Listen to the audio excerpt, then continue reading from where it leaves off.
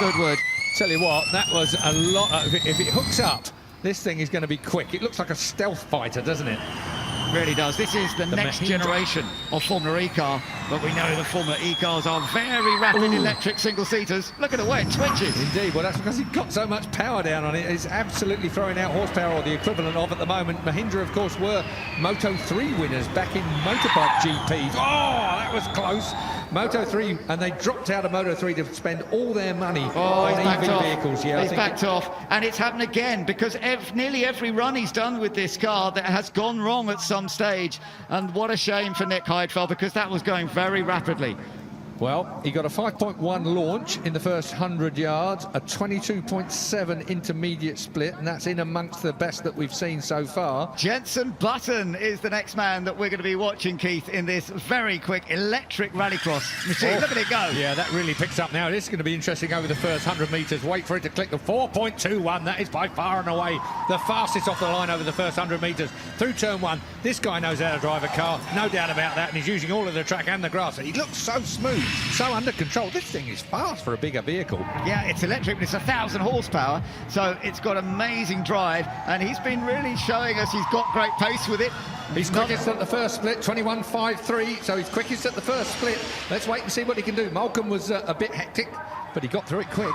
Another Formula One champion here this weekend, of course, joining a whole group of them. But this is not a Formula One car, but he seems to be getting his head around it completely. It's an area that he's getting involved in more and more. He's going to win this by, well, he's going to be the fastest up to date, I should say, at this point. There's no doubt in my mind. 47.94. Yeah, incredible. So fastest car on the hill so far.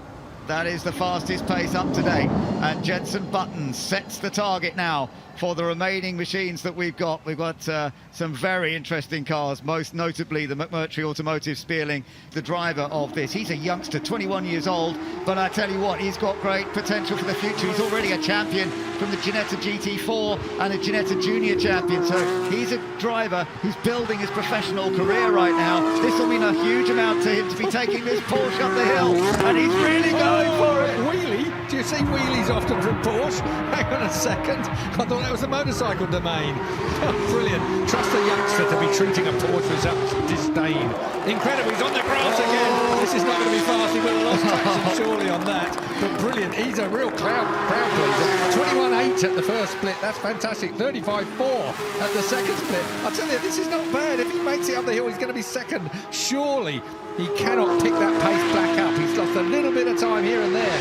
Over the line then, blast through. Oh, he does make it. Look at that, 47.91. Wow. That is outstanding. 47.94 it was for Jenson. 47.91 for Adam Smalley. And this is another all-electric machine, as you can hear, because you can't hear an engine, you just hear a screech as the tyres set it off en route. The equivalent of 2,000 horsepower from the 4 electric motors that are driving this forward. Dumas, of course, is the quickest man on a Saturday, 39.9 before, but Romain Dumas this time around, I wonder what it's, that's a 4.2 launch. That is as fast as Jenson Button. These EVs really get up and go from the start, don't they? Yeah, and his first interval is actually quicker, so I think he's got the good potential here to actually take that top spot for now. I'm not sure it's going to be quite enough in the end when we've got the fastest vehicles out there, but nonetheless, Romain Dumas knows this place better than almost anybody, having delivered so many great results here. Such a top competitor in all forms of motorsport.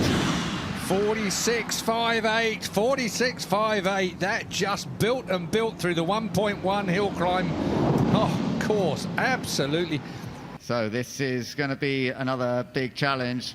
We'll see how it goes. Oof. Richard Lietz. Quick, off the line, hooked up. What's it done over the first 100 metres? 4.37. So it's in the ballpark. This has electrical power as well. And you can see and hear that it's got great performance as it climbs up the hill. It's amazing how many of these vehicles are electric and delivering these high speeds. Richard is keeping it smooth. He's not running too much on the grass. Intermediate one, he's underneath Romain Dumas by some considerable margin. So if he carries on with this kind of performance past the flip wall, this could be your new number one. It's looking very good indeed. 33.36 it was at intermediate 2.